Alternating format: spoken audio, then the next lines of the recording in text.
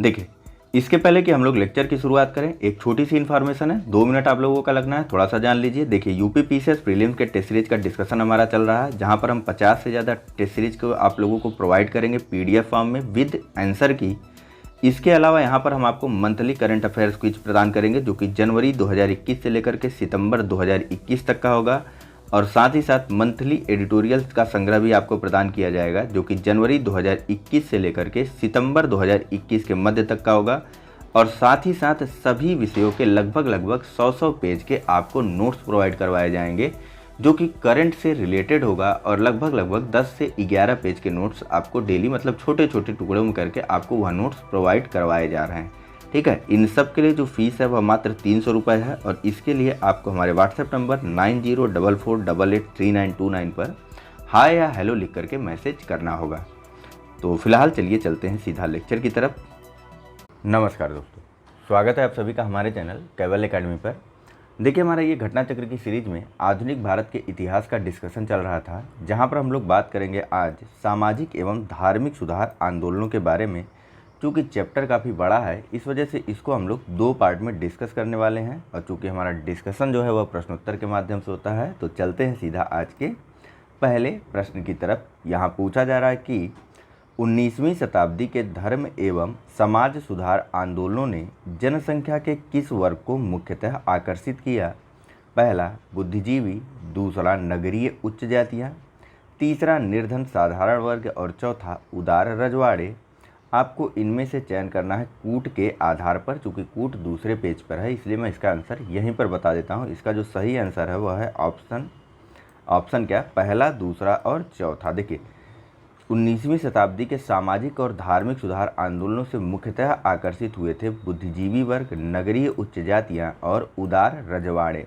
प्रभावित होने का मुख्य कारण था जो पाश्चात्य शिक्षित वर्ग था वह तर्कवाद, विज्ञानवाद तथा मानववाद से बहुत प्रभावी हुआ था पश्चिमी शिक्षा के।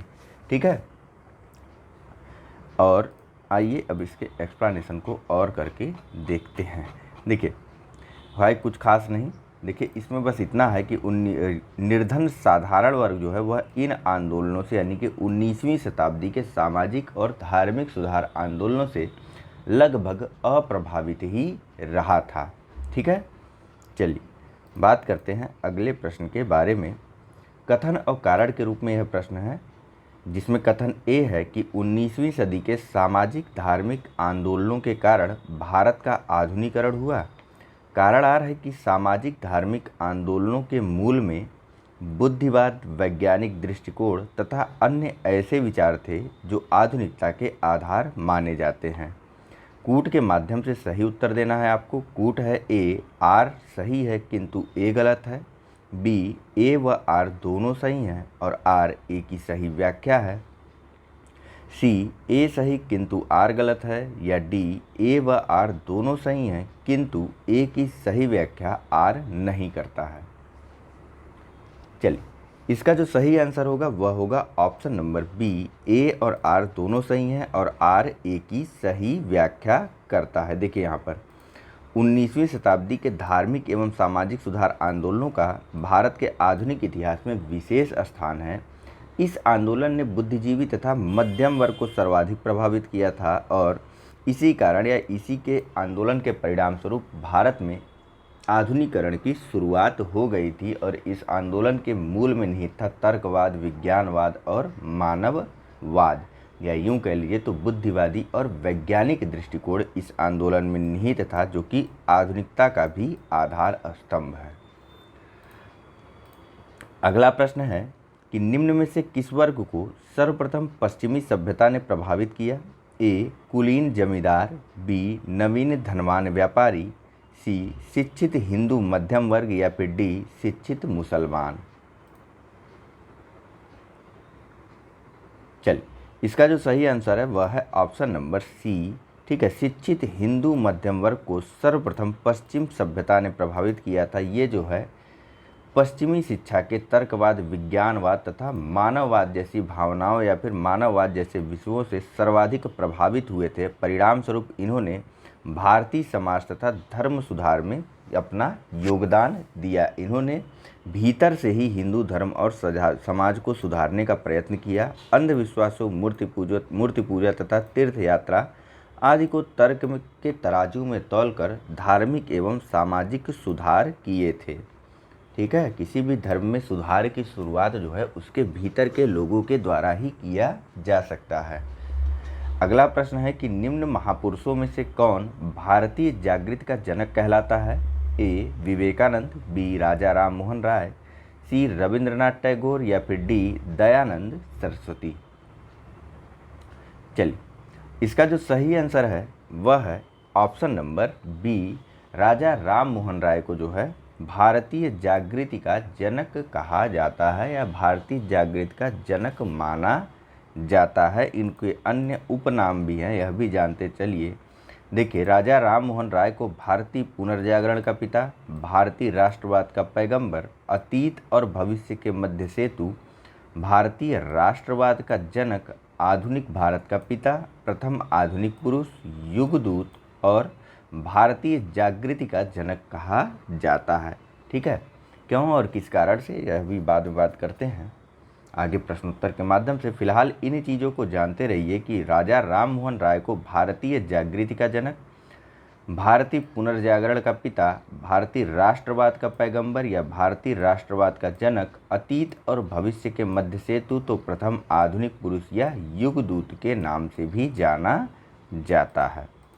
अगला प्रश्न है कि भारतीय राष्ट्रवाद का जनक किसे कहते हैं? तो भारतीय राष्ट्रवाद का जनक इन सभी में से किसी को भी नहीं कहते हैं। अगला प्रश्न है कि किसको भारतीय पुनर्जागरण का पिता कहा गया है? तो भारतीय पुनर्जागरण का पिता राजा राम मोहन राय को कहा गया है। नेक्स्ट, भारतीय पुनर्जागरण आंदोलन के पिता कौन थे? तो भारतीय पुनर्जागरण आंदोलन के पिता थे राजा राम मोहन राय। नेक्स्ट, भारतीय पुनर्जागरण आंदोलन का अग्रणी दूत था, तो भारतीय पुनर्जागरण आंदोलन का अग्रणी दूत था राम मोहन राय। नेक्स्ट, भारतीय राष्ट्रवाद का पैगंबर किसे कहा जाता है? तो भारतीय राष्ट्रवाद का पैगंबर राम मोहन राय को कहा जाता है। नेक्स्ट, देखना कितना प्रश्न बार बार इन्हीं सब चीज़ों से आया है। भारत का प्रथम आधुनिक पुरुष किसे माना जाता है? तो भारत का प्रथम आधुनिक पुरुष राजा राम मोहन राय को माना जाता है। नेक्स्ट, राजा राम मोहन राय द्वारा स्थापित प्रथम संस्था थी ए ब्रह्म समाज, बी आत्मीय सभा, सी ब्रह्म सभा या फिर डी तत्वबोधनी सभा। चलिए, इसका जो सही आंसर है वह है ऑप्शन नंबर बी, राजा राम मोहन राय द्वारा प्रथम स्थापित जो संस्था थी वह थी आत्मीय सभा और इसकी स्थापना राजा राम मोहन राय ने वर्ष 1815 में की थी। और किस कारण से की थी? तो हिंदू धर्म के एकेश्वरवादी मत का प्रचार प्रसार करने के लिए। यहाँ देखिए, हिंदू धर्म के एकेश्वरवादी मत का प्रचार करने के लिए 1815 ईस्वी में राजा राम मोहन राय ने अपने युवा समर्थकों के सहयोग से आत्मीय सभा की स्थापना की थी और यह राजा राम मोहन राय द्वारा स्थापित प्रथम संस्था थी। नेक्स्ट, समय ध्यान रखिएगा 1815। निम्नलिखित में से आत्मीय सभा के संस्थापक कौन थे? तो आत्मीय सभा के संस्थापक थे राजा राम मोहन राय, जिन्होंने इसकी स्थापना की थी हिंदू धर्म के एकेश्वरवादी मत का प्रचार प्रसार करने के लिए वर्ष 1815 में। अगला प्रश्न है कि ब्रह्म समाज की स्थापना हुई थी वर्ष ए 1827, बी 1829, सी 1831 या फिर डी 1843। चलिए, फिलहाल यहाँ पर यह जो विकल्प हैं यह सभी गलत हैं, क्योंकि ब्रह्म समाज की जो स्थापना हुई थी वह हुई थी 1828 में। ठीक है, देखिए यहाँ पर 20 अगस्त 1828 को राजा राम मोहन राय ने ब्रह्म सभा नाम से एक नए समाज की स्थापना की, जिसे आगे चल कर के ब्रह्म समाज के नाम से जाना गया। ब्रह्म समाज ने मूर्ति पूजा का विरोध किया था, एक ब्रह्म या एकेश्वरवादी मत का प्रचार प्रसार या एकेश्वरवाद एक ब्रह्म की पूजा का उपदेश दिया था और ईश्वर की एकता में ये लोग विश्वास करते थे, मूर्ति पूजा से अलग रहते थे। साथ ही साथ इनके द्वारा धार्मिक कर्मकांडों या इस समाज में धार्मिक कर्मकांडों के लिए या सामाजिक रीति रिवाजों के लिए कोई भी स्थान नहीं था। ब्रह्म समाज ने रंग, वर्ण तथा मत पर विचार किए बिना मानव मात्र के प्रति प्रेम तथा जीवन की उच्चतम विधि के रूप में मानवता की सेवा पर बल दिया था। समाज के सिद्धांतों में के मुख्य आधार थे मानव विवेक, वेद और उपनिषद। ठीक है, सिंपल सी चीज़ याद करिएगा कि राजा राम मोहन राय ने 1828 में एक ब्रह्म सभा की स्थापना की, जो आगे चल कर के ब्रह्म समाज के नाम से प्रसिद्ध हुआ।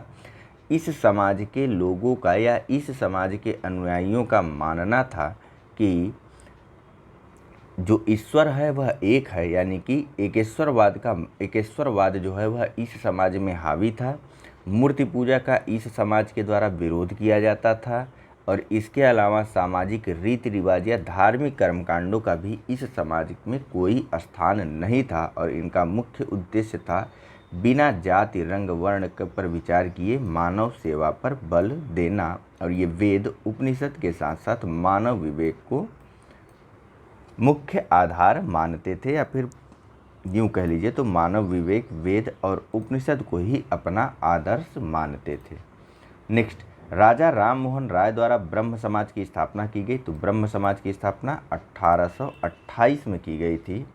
नेक्स्ट, ब्रह्म समाज की स्थापना की ए दयानंद सरस्वती, बी स्वामी विवेकानंद, सी केशव चंद्र सेन या फिर डी राम मोहन राय। चलिए, इसका जो सही आंसर है वह है ऑप्शन नंबर डी, ब्रह्म समाज की स्थापना 1828 में राजा राम मोहन राय के द्वारा ब्रह्म सभा के रूप में की गई थी। समाज का उद्देश्य शाश्वत, सर्वाधार तथा अपरिवर्त्य ईश्वर की पूजा है, जो सारे विश्व का कर्ता और रक्षक है। ठीक है, एक नया भवन भी इस बोर्ड ऑफ ट्रस्टी को दिया गया था, जहाँ देखिए एक ब्रह्म सभा की जब स्थापना की गई थी तो एक मकान किराए पर भी लिया गया था और यह मकान था फेरेजी कमल बोस का। ठीक, इसका था फेरेजी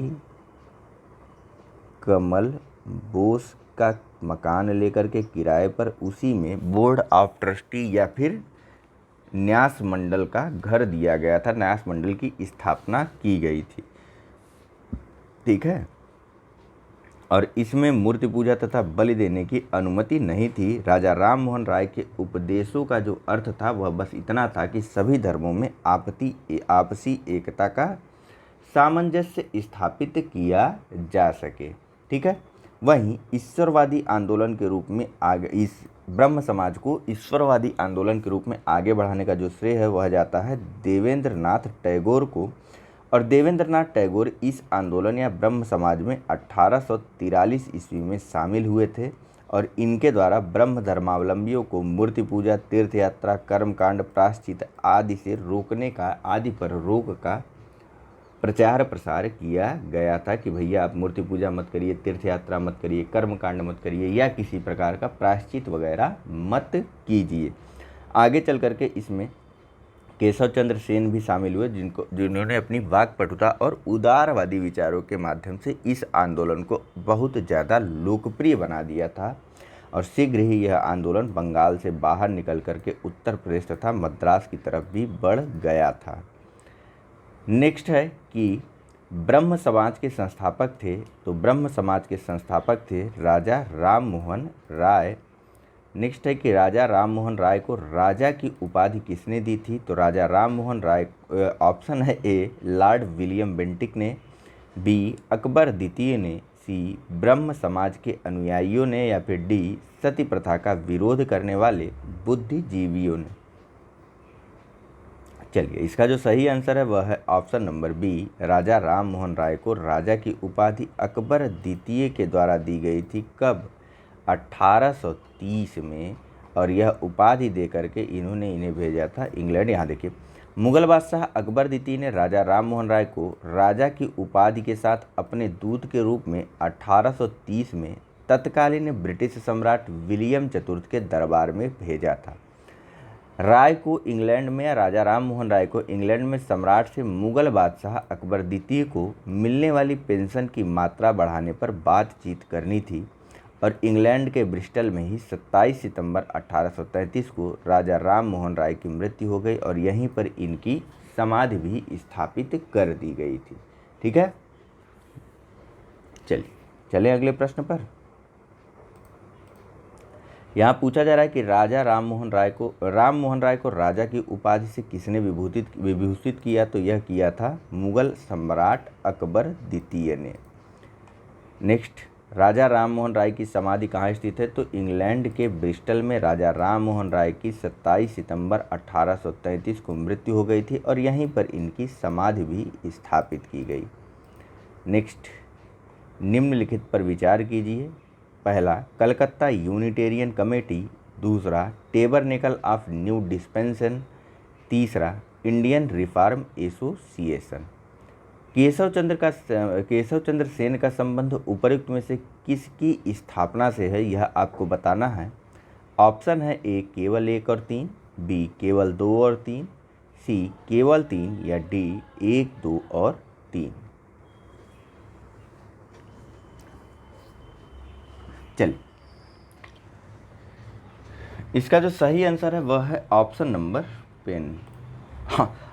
number B, tabernacle of new dispensation और इंडियन रिफॉर्म एसोसिएशन से केशव चंद्र सेन के संबंध हैं, या फिर यूँ कह लीजिए तो इनके द्वारा ही इनकी स्थापना की गई थी। वहीं कलकत्ता यूनिटेरियन कमेटी का गठन 1823 में राजा राम मोहन राय, द्वारकानाथ टैगोर एवं विलियम एडम के द्वारा किया गया था। फिलहाल थोड़ा सा आइए यहाँ पर केशव चंद्र सेन के बारे में दिया हुआ है, इसे भी जान लेते हैं। देखिए, केशव चंद्र सेन जो है वह एक समाज सुधारक तथा राष्ट्रवादी व्यक्ति थे। इनका जन्म 19 नवंबर 1838 को एक बंगाली परिवार में हुआ था और 1857 में ये ब्रह्म समाज में सम्मिलित हुए थे। 24 जनवरी 1861 को केशव चंद्र सेन ने टेबरनेकल ऑफ न्यू डिस्पेंसेस नामक संघ की स्थापना की और 1870 ईस्वी में केशव चंद्र सेन ने हिंदू पुनर्रचना के प्रवक्ता के रूप में इंग्लैंड की भी यात्रा की थी। लेकिन 1870 में जब यह इंग्लैंड से वापस लौटे तो 29 अक्टूबर 1870 को इनके द्वारा इंडियन रिफॉर्म एसोसिएशन नामक संस्था का गठन किया गया और इसकी सदस्यता सभी जाति और धर्म के लोगों के लिए खोल दी गई थी। इस इंडियन रिफॉर्म एसोसिएशन की तरफ से सुलभ समाचार नामक पत्र भी निकाला गया था। जबकि कलकत्ता यूनिटेरियन कमेटी का गठन 1823 में राजा राम मोहन राय, द्वारकानाथ टैगोर और विलियम एडम के द्वारा किया गया था। ठीक है, एक बार फिर से जान लीजिए। केशव चंद्र सेन के द्वारा जो है 1868 में टेबरनेकल ऑफ न्यू डिस्पेंसन नामक संघ की स्थापना की गई थी।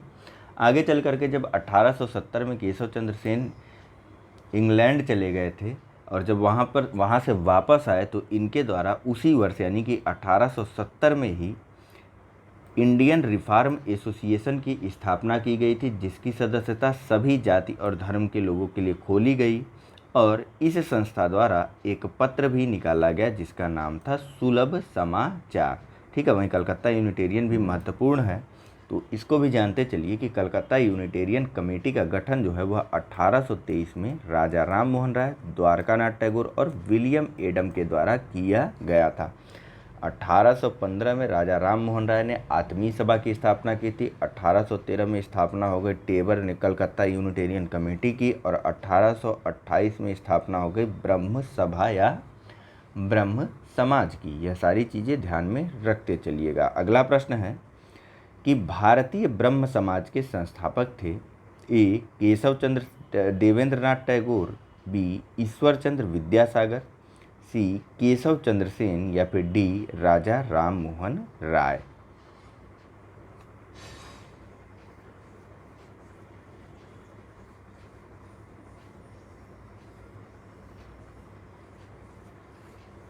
चलिए एक सेकंड रुकिए। चलिए, इसका जो सही आंसर है वह है ऑप्शन नंबर सी, भारतीय ब्रह्म समाज के संस्थापक थे केशव चंद्र सेन। हुआ क्या था देखिए, आपको बताया गया कि 1897, थोड़ी सी बात सुनिएगा, यहाँ पर एक्सप्लेनेशन ना वो बहुत ज़्यादा इधर उधर दे दिया है, तो इसको आराम से सुनिए आप किस प्रकार से क्या क्या घटनाएं हुई ब्रह्म समाज के साथ।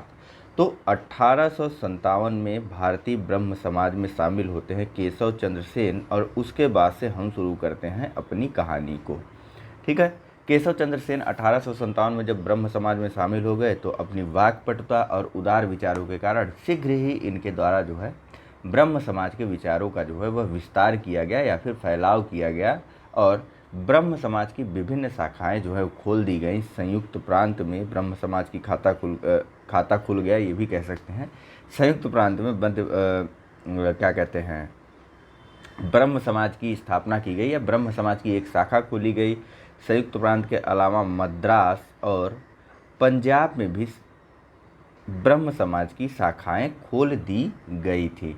ठीक है, लेकिन 1865 में एक छोटा सा विवाद होता है केशव चंद्र सेन और देवेंद्रनाथ टैगोर के मध्य। परिणाम स्वरूप देवेंद्रनाथ टैगोर ने केशव चंद्र सेन से आचार्य की उपाधि छीन ली, और इस कारण केशव चंद्र सेन जो है वह मूल ब्रह्म समाज से अलग हो गए, और इनके द्वारा 1866 में आदि ब्रह्म समाज की स्थापना की गई, और इसी ब्रह्म समाज को आगे चलकर भारतीय ब्रह्म समाज के नाम से जाना गया, जो कि हमारा प्रश्न था। ठीक है, बात यहीं ख़त्म नहीं होती, ब्रह्म समाज का आगे भी विभाजन होता है। अभी चलिए थोड़ा सा आगे बढ़िए। ठीक है, तो 1866 तक के टाइमलाइन को हमने देखा। अब आगे चल कर के हमको यह भी पता है कि 1868 में केशव चंद्र सेन के द्वारा जो है टेबरनेकल ऑफ न्यू डिस्पेंसन की स्थापना की गई थी, और फिर 1870 में जब यह इंग्लैंड से वापस आए थे तब इन्होंने इंडियन रिफॉर्म एसोसिएशन नामक संस्था स्थापित की थी। आचार्य सेन देखिए इन सब के माध्यम से स्त्रियों के उद्धार, स्त्री शिक्षा और आदि सामाजिक कार्यों के लिए अपना योगदान दे रहे थे। अंततोगत्वा 1872 का समय आता है जब आचार्य केशव चंद्र सेन ने सरकार को ब्रह्म विवाह अधिनियम को कानूनी दर्जा दिलवाने के लिए तैयार कर लिया।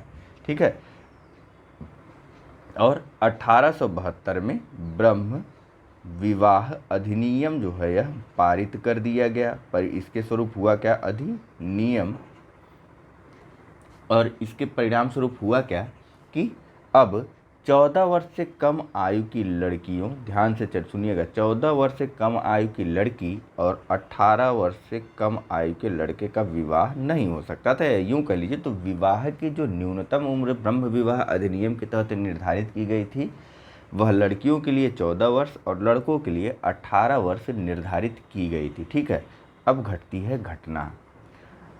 आगे चल करके केशव चंद्र सेन ने 1878 में अपनी बेटी का विवाह कूच बिहार के राजा से कर दिया, और इनकी पुत्री की आयु थी 13 वर्ष की। ब्रह्म विवाह अधिनियम जिसको इन्होंने खुद ही पारित करवाया था, अथक प्रयत्नों के परिणाम स्वरूप इन्होंने उसी अधिनियम का उल्लंघन कर दिया। अंततोगत्वा हुआ क्या कि यही कारण बना भारतीय ब्रह्म समाज या फिर ब्रह्म समाज के दूसरे विघटन का, और 1878 में ही शिवनाथ शास्त्री, आनंद मोहन बोस और द्वारकानाथ गांगुली ने भारतीय ब्रह्म समाज से खुद को अलग कर लिया, और इनके द्वारा जो है साधारण ब्रह्म समाज की स्थापना की गई।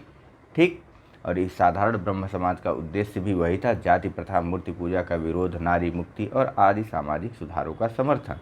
ठीक, तो ये सारी बातें कंप्लीट हुई। फिलहाल यहाँ पर एक तथ्य दिया हुआ है, उसे देखिए आप कि 20 अगस्त 1828 को राजा राम मोहन राय ने फिरंजी कमल बोस के मकान में ब्रह्म समाज की स्थापना की। ताराचंद्र चक्रवर्ती इसके प्रथम सचिव बने थे। देवेंद्रनाथ टैगोर इस समाज में 1843 में, तो केशव चंद्र सेन इस समाज में 1857 में शामिल हुए थे।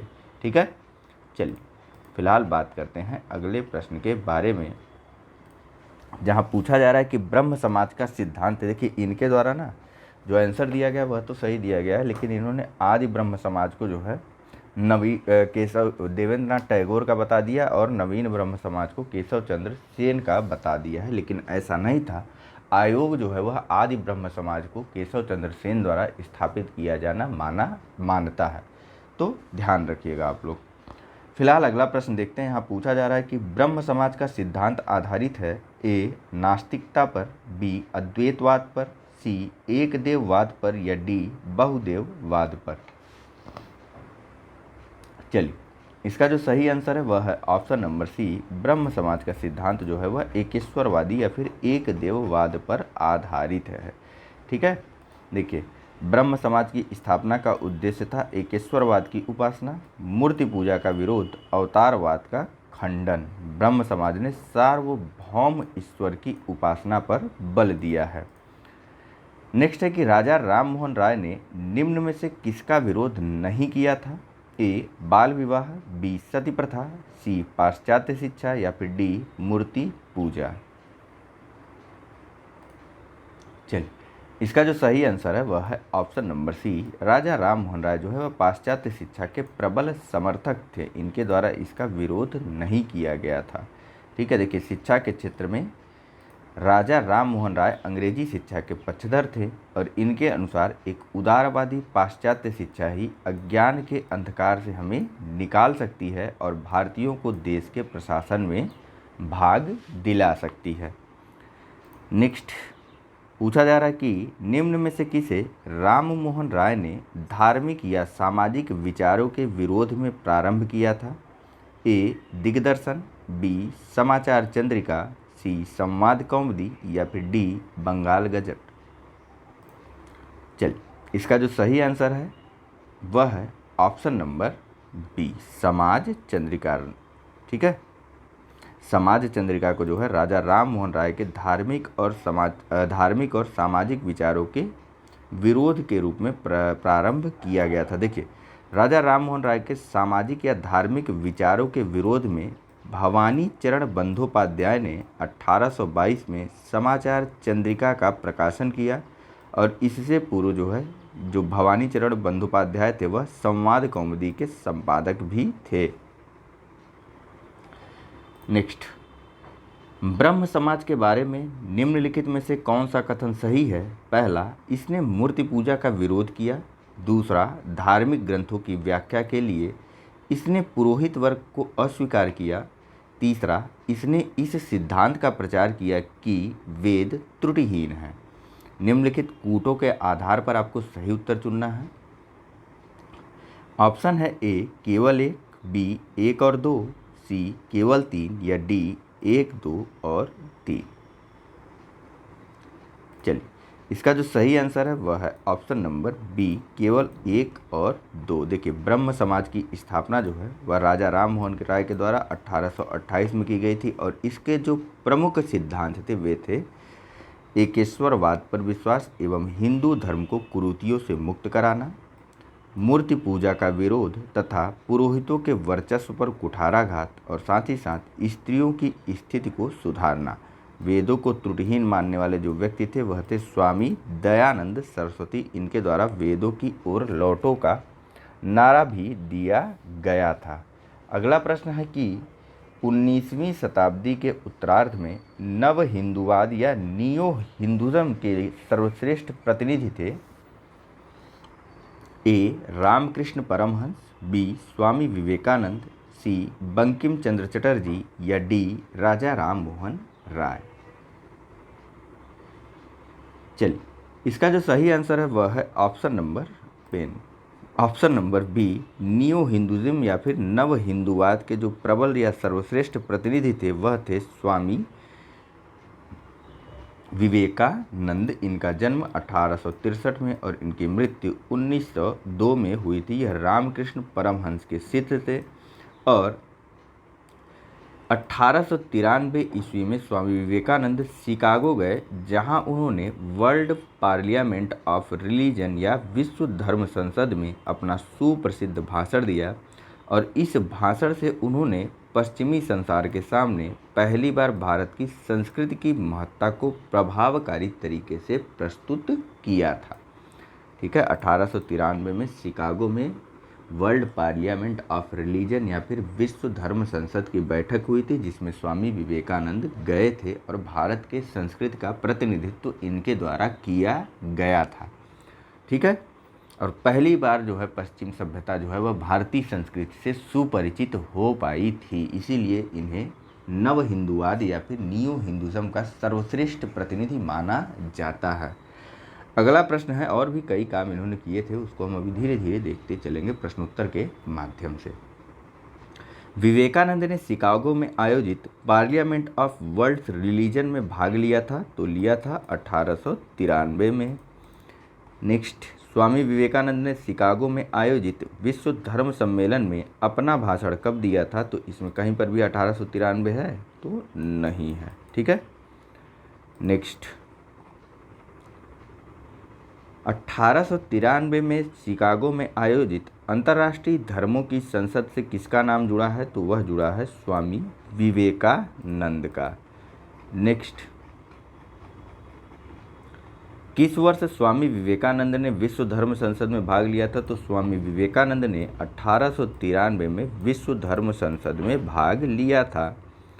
नेक्स्ट, इनमें से किसने 1893 में शिकागो में आयोजित धर्म संसद में भाग लिया था, तो 1893 में शिकागो में आयोजित धर्म संसद में भाग लिया था स्वामी विवेकानंद ने। नेक्स्ट, व्यवहारिक वेदांत के प्रतिपादक कौन थे, ए दयानंद, बी राजा राम मोहन राय, सी गांधी या फिर डी विवेकानंद।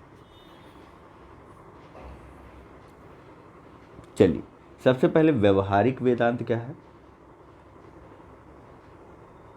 देखिए, विवेकानंद का मानना था, फिलहाल इसका जो सही आंसर है वह ऑप्शन नंबर डी है। ठीक है। व्यवहारिक वेदांत के जो प्रतिपादक थे वह स्वामी विवेकानंद थे और इनका मानना था कि धर्म के रूप में वेदांत को गहन रूप से व्यवहारिक होना चाहिए, ताकि हम अपने जीवन के प्रत्येक भाग में इसका पालन कर सकने में सक्षम हो। ठीक है। ऐसा नहीं कुछ इतना क्लिष्ट बना दिया जाए कि हम उसको अपने जीवन में उतारने में या उसका अनुपालन या उसका पालन करने में अक्षम हो जाए, और कुछ विशेष लोग या कुछ विशिष्ट लोग ही उस चीज़ को मानने में सक्षम हों। ठीक है। तो ऐसा मानना था विवेकानंद जी का कि भैया जो वेदांत है या जो धर्म के रूप में वेदांत है वह व्यवहारिक होने चाहिए, ताकि हम अपने जीवन के प्रत्येक भाग में उसका पालन कर सकें। और विवेकानंद ने व्यवहारिक वेदांत पर अपना भाषण दिया था 10 नवंबर 1896 को लंदन में। यह भी ध्यान रखिएगा, शिकागो वाला अलग है और यह अलग है। व्यवहारिक वेदांत पर भाषण दिया गया था 10 नवंबर 1896 को लंदन में स्वामी विवेकानंद के द्वारा ही। ठीक। नेक्स्ट, यहाँ पूछा जा रहा है कि इनमें से किस प्रख्यात समाज सुधारक ने ज्ञान योग, कर्मयोग तथा राजयोग नामक पुस्तकें लिखी। ए स्वामी विवेकानंद, बी राणा डे, सी राजा राम मोहन राय या फिर डी रामकृष्ण परमहंस। चलिए, इसका जो सही आंसर है वह है ऑप्शन नंबर ए, ज्ञान योग, कर्मयोग एवं राजयोग नामक पुस्तकें जो है यह स्वामी विवेकानंद के द्वारा लिखी गई थी, और इन्होंने ही 1897 में रामकृष्ण मिशन की भी स्थापना की थी। नेक्स्ट, रामकृष्ण मिशन की स्थापना किसने की थी, तो रामकृष्ण मिशन की स्थापना स्वामी विवेकानंद ने की थी। देखिए, रामकृष्ण मिशन की स्थापना 1897 में की गई थी विवेकानंद के द्वारा, और 1909 में सोसाइटी पंजीकरण अधिनियम के अंतर्गत इस मिशन का विधिवत और औपचारिक रूप से पंजीकरण भी करवाया गया था। इसका मुख्यालय कलकत्ता के बेलूर में खोला गया था। नेक्स्ट, रामकृष्ण मिशन किनके द्वारा प्रारंभ किया गया था, तो रामकृष्ण मिशन स्वामी विवेकानंद के द्वारा प्रारंभ किया गया था। नेक्स्ट, रामकृष्ण मिशन की स्थापना 1897 में किसने की, तो रामकृष्ण मिशन की स्थापना 1897 में स्वामी विवेकानंद ने की थी। आगे चल कर के वर्ष 1909 में इसका पंजीकरण भी करा दिया गया सोसाइटी पंजीकरण अधिनियम के अंतर्गत। नेक्स्ट, स्वामी विवेकानंद ने रामकृष्ण मिशन की स्थापना की वर्ष 1897 में। नेक्स्ट, स्वामी विवेकानंद ने रामकृष्ण मिशन की स्थापना की, तो स्वामी विवेकानंद द्वारा रामकृष्ण मिशन की स्थापना की गई 1897 में। नेक्स्ट, यहाँ पूछा जा रहा है, स्टेटमेंट है, ध्यान से सुनिएगा, कि ईश्वर के बारे में सोचने के लिए मेरे पास वक्त नहीं है, क्योंकि अभी इस धरती पर ही बहुत काम किया जाना है। उपयुक्त कथन किसका है यह आपको बताना है। ऑप्शन है ए स्वामी विवेकानंद, बी स्वामी दयानंद सरस्वती, सी स्वामी रामकृष्ण परमहंस, या डी स्वामी ईश्वरचंद्र विद्यासागर। चलिए, ईश्वरचंद्र विद्यासागर लिखता तो ज़्यादा अच्छा था। यह कथन है ऑप्शन नंबर डी, यानी कि ईश्वरचंद्र विद्यासागर का। ठीक है, उनका स्टेटमेंट है कि ईश्वर के बारे में सोचने के लिए अभी मेरे पास वक्त नहीं, क्योंकि अभी इस पर धरती पर ही बहुत काम किया जाना शेष है। ज़रा कमेंट करके बताइए कि ईश्वरचंद्र विद्यासागर किस लिए ज़्यादा प्रसिद्ध हुए थे। हम प्रश्नोत्तर के माध्यम से अभी आगे बात करेंगे। नेक्स्ट, ब्रिटिश साम्राज्य पूरी तरीके से सड़ चुका है, हर तरह से भ्रष्ट, अत्याचारी व हीन है। यह कथन किनके द्वारा किया गया था। ए sister Nivedita, B Savitribai Phule, see Annie Besant, या फिर डी बाल गंगाधर तिलक। चलिए, इसका जो सही आंसर है वह है ऑप्शन नंबर ए। ठीक, सिस्टर निवेदिता जो कि स्वामी विवेकानंद की शिष्या थी, इनका यह कहता था या कथन था कि जो ब्रिटिश साम्राज्य है वह पूरी तरीके से सड़ चुका है और हर तरह से भ्रष्ट और अत्याचारी और साथ ही साथ हीन है। नेक्स्ट, पूछा जा रहा है कि दयानंद सरस्वती द्वारा स्थापित है। ए ब्रह्म समाज, बी आर्य समाज, सी प्रार्थना समाज, या फिर डी बहुजन समाज।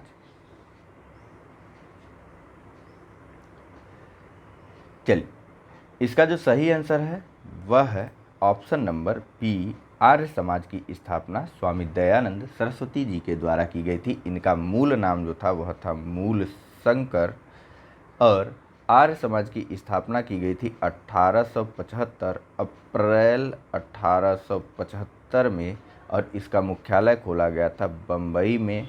आगे चल कर के इसका मुख्यालय जो है वह लाहौर में खोल दिया गया था। इस आर्य समाज की स्थापना का जो मुख्य उद्देश्य था वह था प्राचीन वैदिक धर्म को शुद्ध रूप से पुनः स्थापना तथा भारत को धार्मिक, सामाजिक व राजनीतिक सूत्र में एक रूप से बांधना, या फिर राजनीतिक रूप से एक सूत्र में बांधना।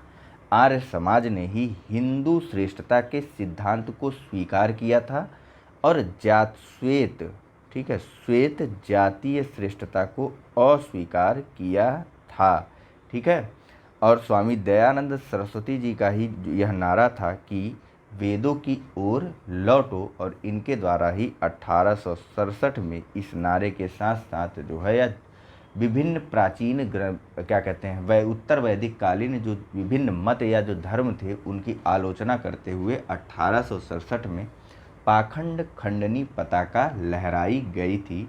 दयानंद सरस्वती ने वेदों को भारत का आधार स्तंभ कहा था। अभी ये सारी बातें फिर प्रश्नोत्तर के माध्यम से आएंगी। ठीक है, यहाँ पर जानते चलिए। ठीक है, और साथ ही साथ इन्होंने कहा था कि वेद ही समस्त ज्ञान के स्रोत हैं। इनका जो प्रमुख नारा था वह था वेदों की ओर लौटो, और वेद ही समस्त ज्ञान के स्रोत हैं। इन्होंने या फिर इनके विचारों की जो प्रसिद्ध पुस्तक है उसका नाम है सत्यार्थ प्रकाश। ठीक है, और इसके अलावा अगर इनकी अन्य रचनाओं के बारे में बात करें तो वे हैं पाखंड खंडन, वेद भाष्य भूमिका, ऋग्वेद भाष्य, अद्वैत मत खंडन या पंच महायज्ञ विधि, और वल्लभाचार्य मत खंडन। ठीक है, ये सारी बातें हो गई। अब आइए चलते हैं धीरे धीरे एक्सप्लेनेशन पर बात करते हैं। तो इसका जो सही आंसर था वह था option number B, Dayashankar Saraswati या मूल शंकर ने अप्रैल 1875 में बम्बई में आर्य समाज की स्थापना की, जिसका मुख्य उद्देश्य प्राचीन वैदिक धर्म की शुद्ध रूप से पुनः स्थापना करना था। और 1877 में आर्य समाज का मुख्यालय लाहौर में स्थापित कर दिया गया और जिसके उपरांत आर्य समाज का अधिक प्रचार प्रसार हुआ था। ठीक है, और इस आंदोलन या इस समाज का प्रसार जो है वह पाश्चात्य प्रभावों की प्रतिक्रिया के रूप में हुआ था। नेक्स्ट, आर्य समाज की स्थापना का वर्ष है तो आर्य समाज की स्थापना का वर्ष है अप्रैल 1875। नेक्स्ट, आर्य समाज की स्थापना किसने की तो आर्य समाज की स्थापना स्वामी दयानंद सरस्वती ने की थी। नेक्स्ट, वेदों के पुनरुत्थान का श्रेय किसे है? ए रामकृष्ण परमहंस, बी रामानुज, सी स्वामी दयानंद सरस्वती या डी स्वामी विवेकानंद। चलिए, इसका जो सही आंसर है वह है ऑप्शन नंबर सी, वेदों के पुनरुत्थान का श्रेय जो है वह जाता है आर्य समाज के संस्थापक स्वामी दयानंद सरस्वती जी को। और इन्होंने ही ये जो है शुद्ध वैदिक परंपरा में विश्वास करते थे और इनके द्वारा वेदों की ओर लौटो और वेद ही समस्त ज्ञान के स्रोत हैं जैसा नारा भी दिया गया था। और इनका विश्वास था कि हिंदू धर्म और वेद जिस पर भारत का पुरातन समाज टिका था वह शाश्वत, अपरिवर्तनीय, धर्मातीत और दैवीय है। उत्तर वैदिक काल से लेकर के आज तक के सभी अन्य मतों को स्वामी दयानंद सरस्वती ने पाखंड या झूठे धर्म की संज्ञा दी और 1867 में इन्होंने झूठे धर्मों का खंडन करने के लिए पाखंड खंडनी पताका को लहराया था।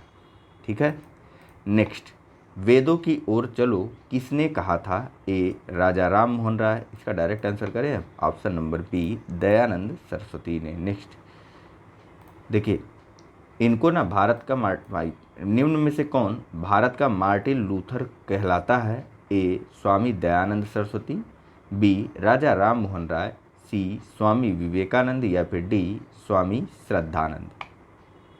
चलिए देखिए, स्वामी दयानंद को उनके धार्मिक सुधार प्रयासों के कारण ही भारत का मार्टिन लूथर किंग भी कहा जाता है, यानी कि ऑप्शन नंबर ए सही है। नेक्स्ट, सत्यार्थ प्रकाश की रचना की गई थी? ए राजा राम मोहन राय द्वारा, बी महात्मा गांधी द्वारा, सी स्वामी विवेकानंद द्वारा या डी स्वामी दयानंद सरस्वती द्वारा। चलिए, इसका जो सही answer option number D Satyarth Prakash की रचना स्वामी दयानंद सरस्वती के द्वारा की गई थी। इनका जन्म 1824 में गुजरात की मोरबी रियासत, गुजरात के काठियावाड़ क्षेत्र के मोरबी रियासत में एक ब्राह्मण कुल में हुआ था और इन्होंने 1860 ईस्वी में मथुरा के स्वामी विरजानंद जी से वेदों के शुद्ध अर्थ तथा वैदिक धर्म के प्रति जो है वह अगाध श्रद्धा प्राप्त की थी, या फिर यूँ कह लीजिए तो यह स्वामी विरजानंद के शिष्य थे। ठीक है, 1867 में इन्होंने पाखंड खंडनी पताका लहराई। 1875 में इन्होंने बम्बई में आर्य समाज की स्थापना की और दयानंद सरस्वती के जो प्रसिद्ध पुस्तकें हैं उनमें शामिल हैं सत्यार्थ प्रकाश, पाखंड खंडन, वेद भाष्य भूमिका, ऋग्वेद भाष्य, अद्वैत मत खंडन, पंच महायज्ञ विधि और वल्लभाचार्य मत खंडन। ठीक है, जिनमें से प्रमुख है सत्यार्थ प्रकाश जिसमें इनके विचारों का संकलन किया गया है। नेक्स्ट पूछा जा रहा है कि सत्यार्थ प्रकाश किसके द्वारा लिखा गया है, तो सत्यार्थ प्रकाश लिखा गया है स्वामी दयानंद सरस्वती जी के द्वारा। नेक्स्ट है सत्यार्थ प्रकाश के लेखक हैं, तो सत्यार्थ प्रकाश के लेखक कोई नहीं। ठीक, स्वामी विवेकानंद नहीं, स्वामी निश्चलानंद नहीं, स्वामी चिन्मयानंद नहीं, स्वामी हरिदास नहीं। ठीक है, तो जो सही आंसर है वह है ऑप्शन नंबर ई, यानी कि इनमें से कोई नहीं, और इसको लिखा था स्वामी दयानंद सरस्वती ने। नेक्स्ट, सत्यार्थ प्रकाश पवित्र पुस्तक है? ए आर्य समाज की, बी ब्रह्म समाज की, सी थियोसॉफिकल सोसाइटी की, डी प्रार्थना समाज की। चलिए, इसका जो सही आंसर है वह है option number A, Satyarth Prakash जो पुस्तक है वह आर्य समाज की है। नेक्स्ट, पुस्तक सत्यार्थ प्रकाश के लेखक कौन थे? ए सी स्वामी दयानंद सरस्वती। नेक्स्ट, निम्नलिखित संगठनों में से किसने शुद्धि आंदोलन का समर्थन किया था? ए आर्य समाज, बी ब्रह्म समाज, सी सी देव समाज या डी प्रार्थना समाज। चलिए, इसका जो सही आंसर है वह है option number A, Arya Samaj के द्वारा जो है वह शुद्धि आंदोलन का समर्थन किया गया था। क्या था? तो आर्य समाज ने धर्म परिवर्तित हिंदुओं की हिंदू धर्म में वापसी हेतु शुद्धि आंदोलन चलाया था या उसका समर्थन किया था। अगला प्रश्न है कथन और कारण के रूप में, जिसमें कथन ए है कि आर्य समाज आंदोलन ने हिंदुओं में आत्मविश्वास और आत्मनिर्भरता प्रदान किया।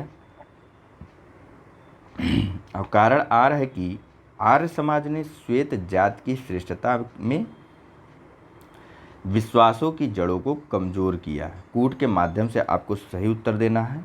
कूट है ए और आर दोनों सही हैं और आर ए की सही व्याख्या नहीं करता है। बी, ए और आर दोनों सही हैं परंतु आर ए की सही व्याख्या नहीं करता है। सी, ए सही परंतु आर गलत है। या डी, ए गलत परंतु आर सही है। चलिए, इसका जो सही आंसर है वह है ऑप्शन नंबर बी, ए और आर दोनों सही हैं और आर ए की सही व्याख्या नहीं करता है।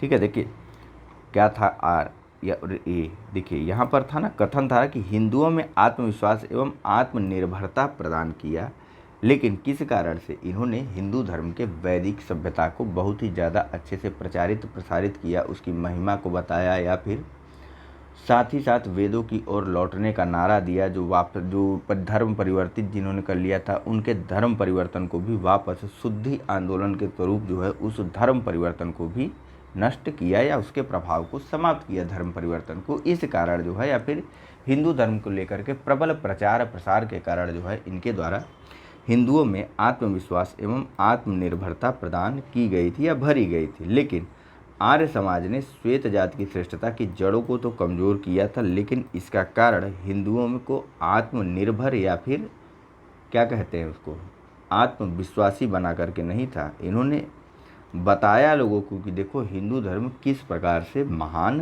है। ठीक, तो फिलहाल देखिए आर्य समाज की स्थापना दयानंद सरस्वती के द्वारा अप्रैल 1875 में बम्बई में की गई।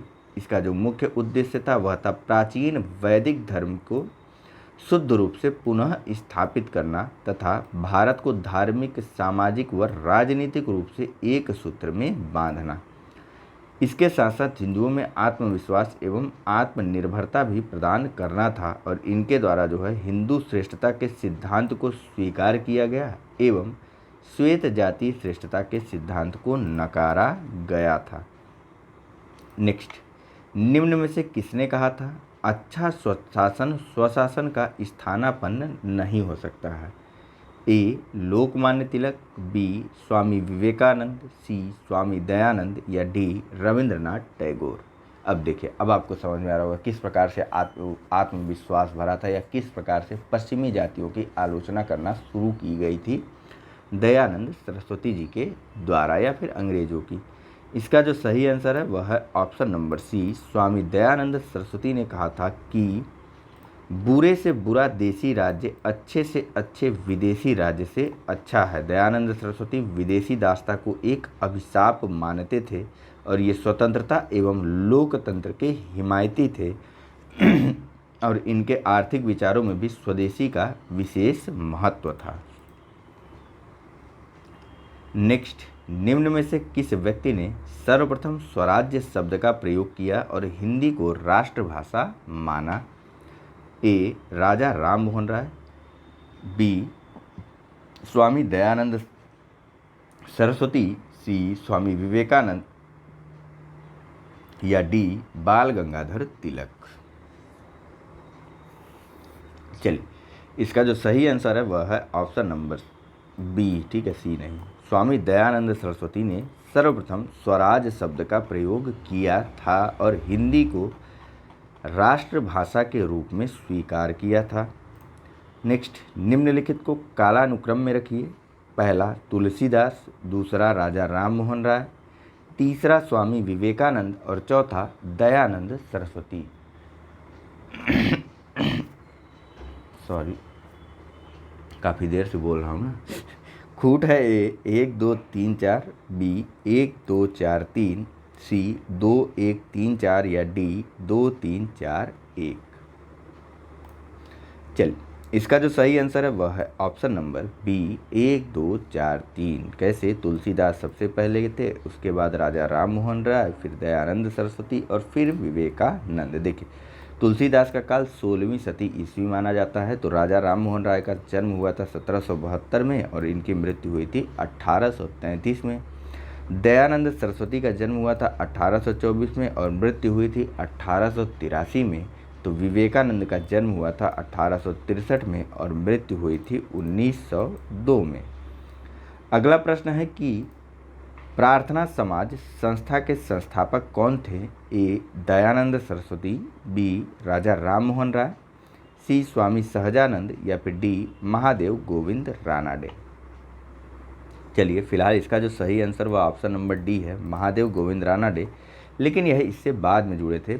प्रार्थना समाज के जो वास्तविक संस्थापक थे वह थे आत्माराम पांडुरंग। देखिए प्रार्थना समाज की स्थापना 1867 ईस्वी में बम्बई में आचार्य केशव चंद्र सेन की प्रेरणा से आत्माराम पांडुरंग के द्वारा की गई थी। महादेव गोविंद रानाडे इस संस्था से 1869 में जुड़े तथा इसके मुख्य संचालक बने। ठीक है, इस प्रार्थना समाज का मुख्य उद्देश्य था जाति प्रथा का विरोध, स्त्री पुरुष की विवाह की आयु में वृद्धि, विधवा विवाह एवं स्त्री शिक्षा को प्रोत्साहन देना। ठीक, नेक्स्ट, निम्नलिखित में से किसने महाराष्ट्र में प्रार्थना समाज की स्थापना की थी?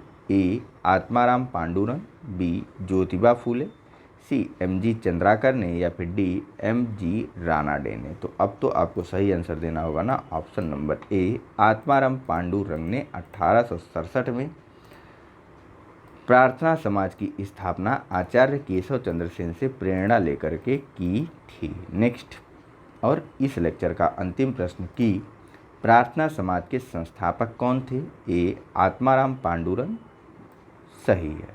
ठीक, तो फिलहाल इस लेक्चर में इतना ही है। Thank you very much for discussion. Channel को लाइक, सब्सक्राइब और शेयर करना मत भूलिएगा। ठीक है, थोड़ा सा ये सब देख लें क्या? चलिए अच्छा, बाद में देखेंगे नेक्स्ट लेक्चर में।